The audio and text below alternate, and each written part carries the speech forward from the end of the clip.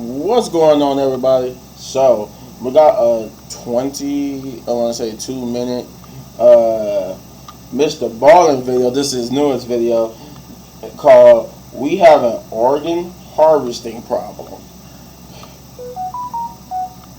I don't even know what to expect with this one, but we're gonna jump right into it, and we're gonna see. We're gonna see why we have an organ harvesting problem.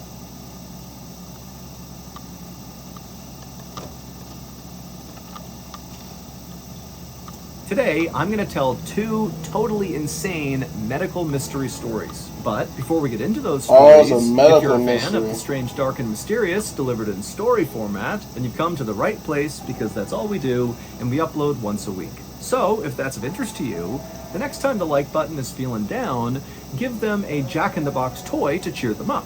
But make sure you don't give them a normal Jack-in-the-Box. Instead, give them one that's filled with angry hornets. Also, please subscribe to our channel and turn on all notifications so you don't miss any of our weekly uploads. Okay, let's get into today's stories.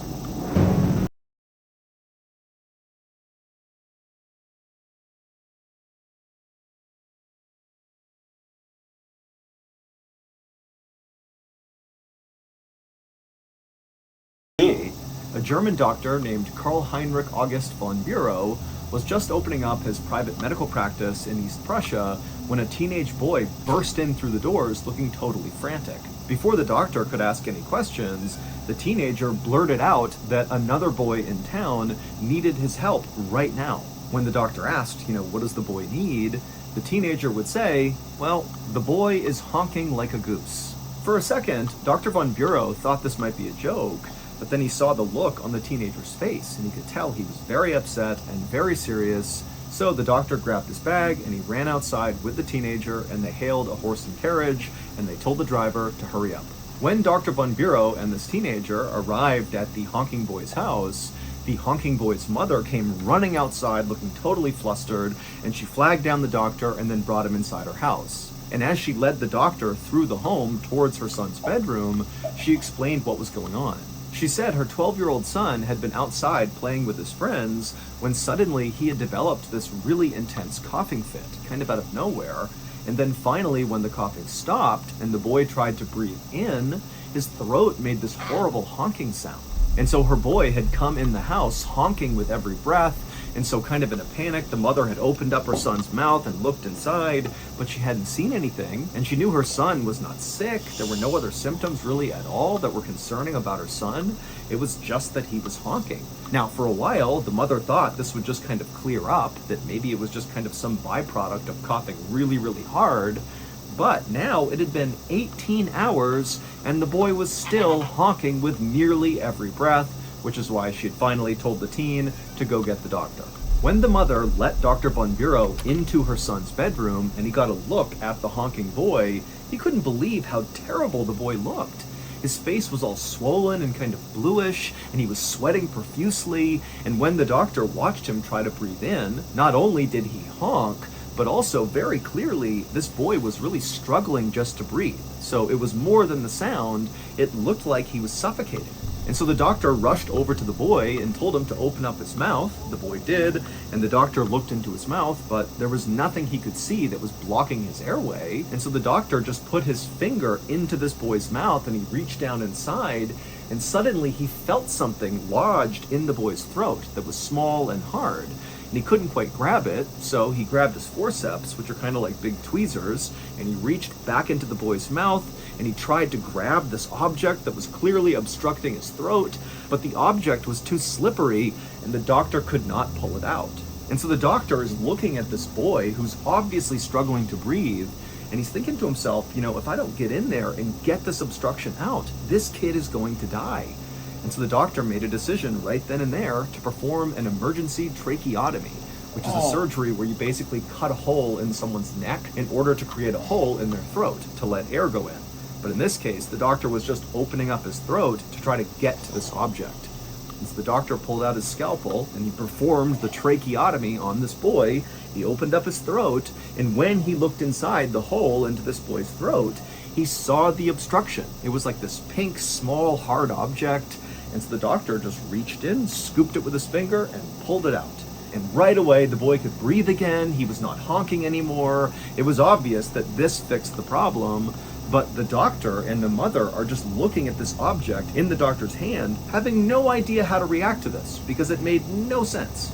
The object that was trapped in this boy's throat, that was making him honk like a goose, was a literal goose's larynx. The larynx is a hollow tube in your throat that helps you make sound. In humans, we call it the voice box. And right before this boy began honking, he was playing a game with his friends that involved taking recently severed goosenecks and blowing through them like they were trumpets. And at some point, as this boy was doing it, he began to cough for some reason, and on the inhale, during one of these coughing fits, he had this gooseneck in front of his mouth, and so when he inhaled suddenly, he inhaled the goose larynx. And so that was why he sounded like a goose. He literally had a goose's voice box in his throat. Luckily, the honking boy would make a full recovery.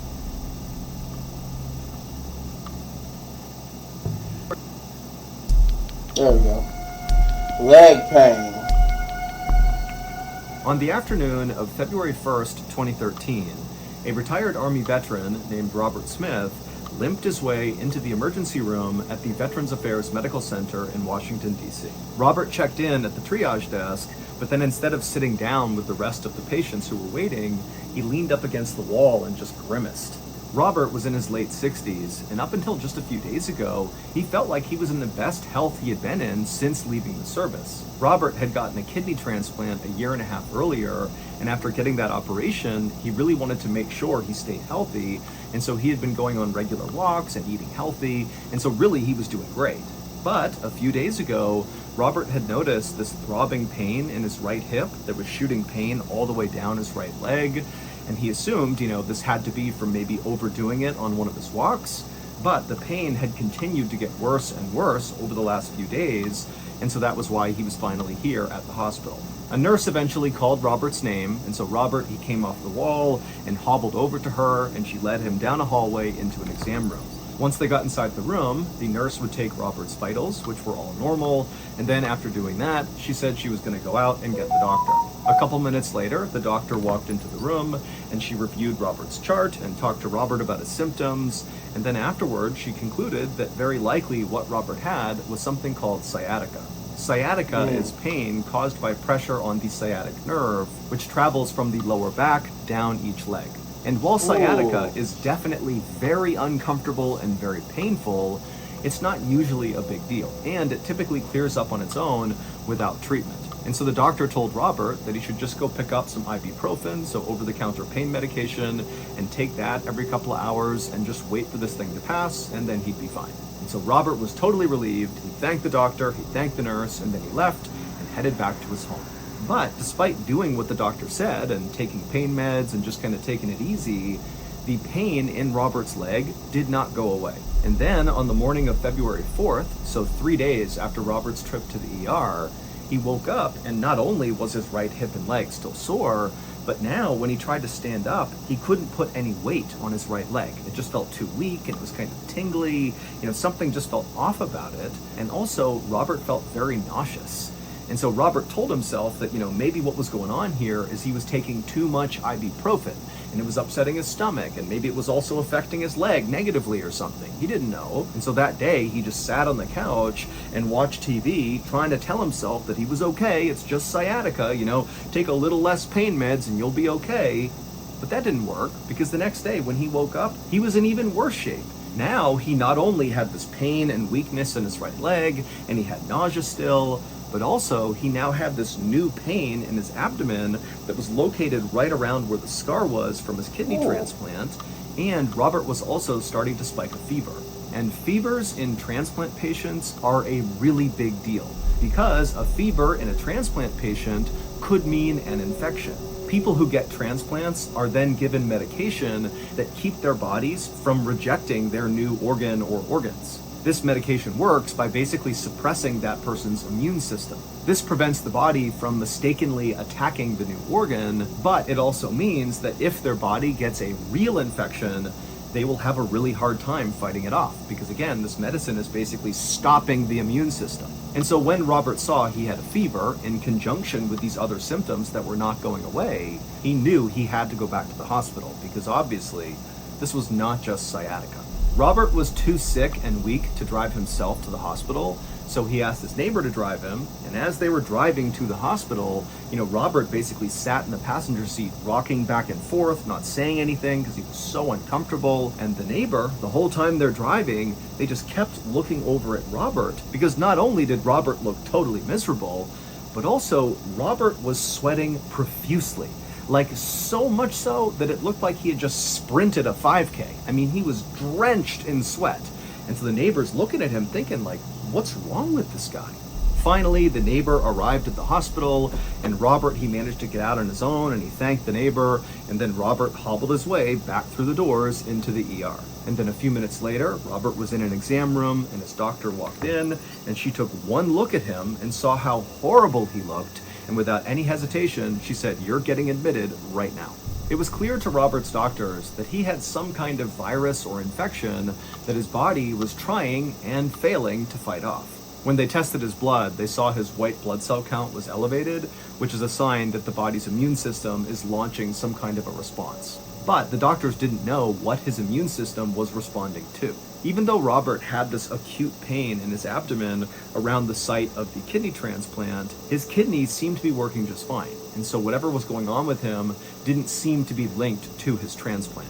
The profuse sweating did seem pretty odd, but considering Robert had a really high fever, it wasn't totally inexplicable. So basically, Robert's symptoms were weird, but kind of generic. They didn't tell the doctors specifically what was wrong with him.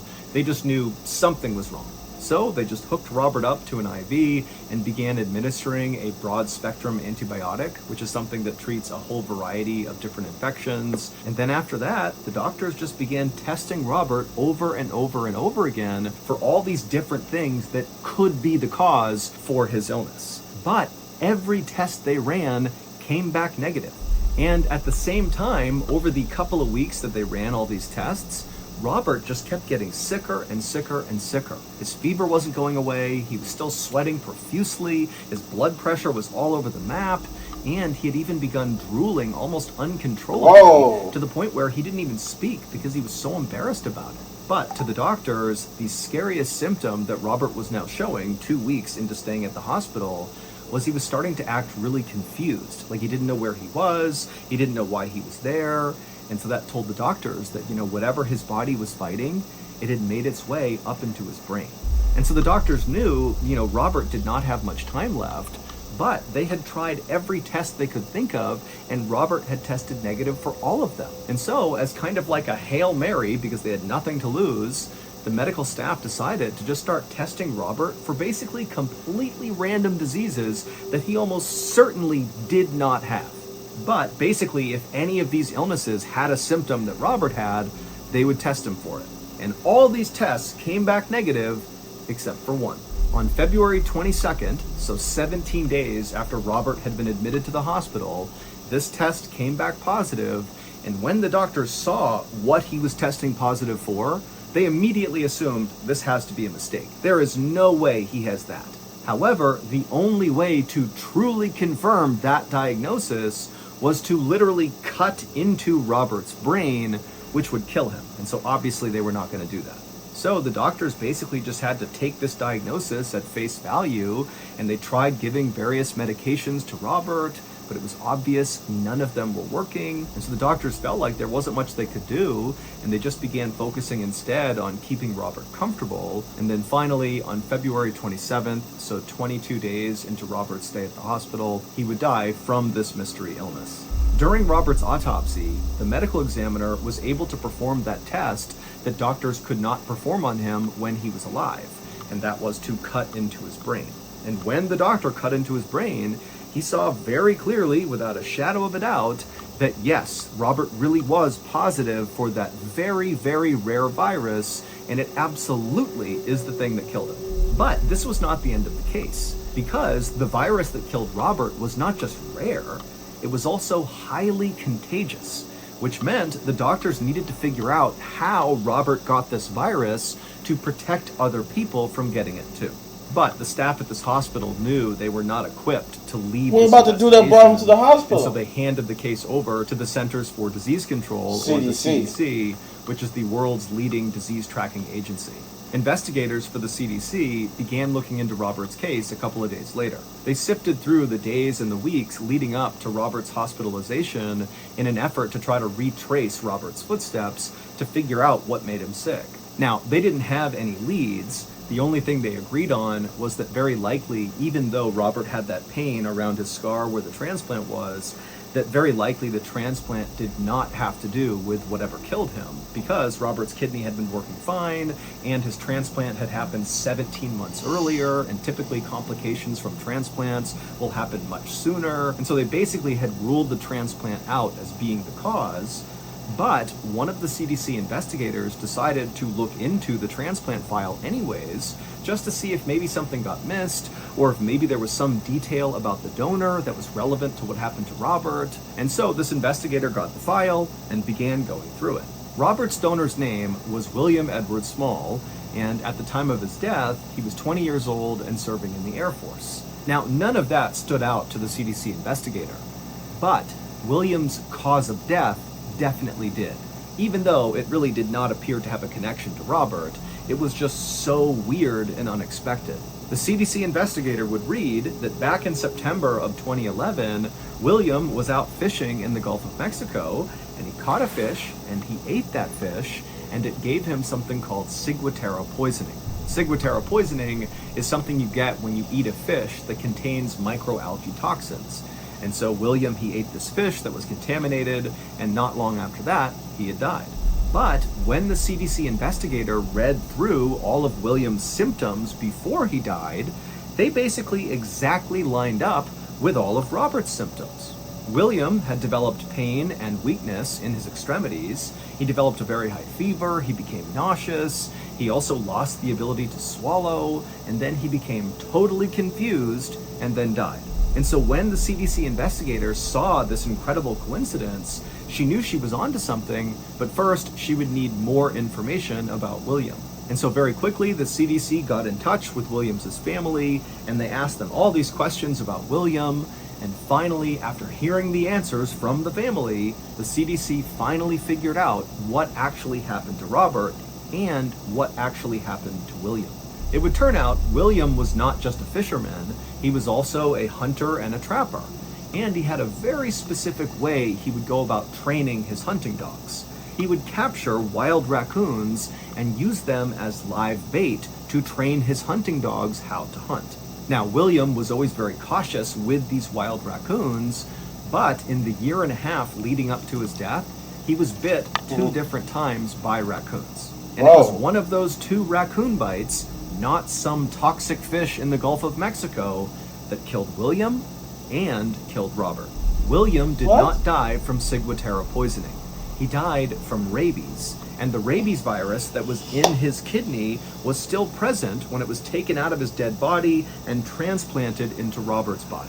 And so that was how Robert got rabies. Rabies can look like the common flu at first. People feel achy and nauseous, they get fevers, their stomach starts to hurt. Some people affected by rabies will drool uncontrollably, like Robert, or they'll lose the ability to swallow, like William. But for everybody who contracts rabies and who does not get a vaccine right away, because a vaccine does stop rabies in the early stage, so if you don't do that, everybody dies. That's what rabies does to you. It kills you.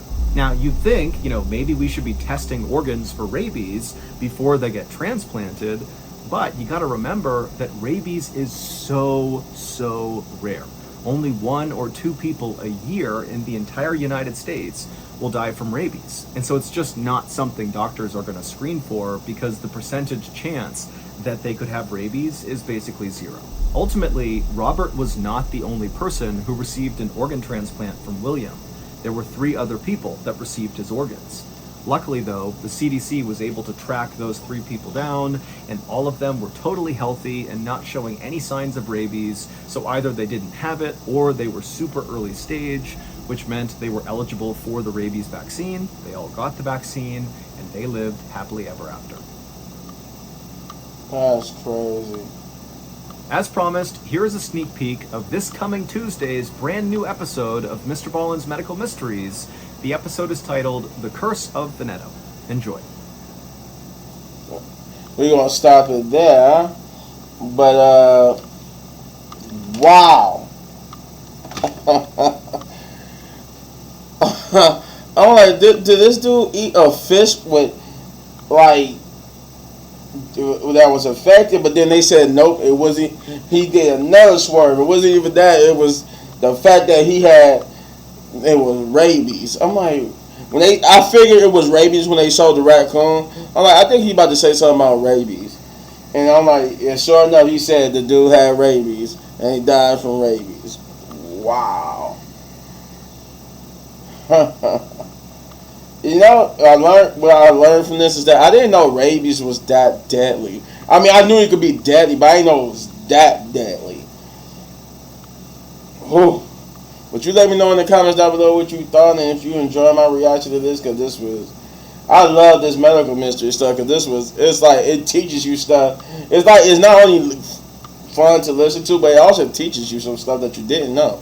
But, yeah, you hit this button right there for all of my season 3 reactions. And if you enjoyed the video so much, support the channel, hit those buttons, because you know what to do, as it helps us grow slowly but surely. And for all my new tribe members, welcome. And yeah, any one of these videos for more of my amazing content, but don't go anywhere because I got more. Peace.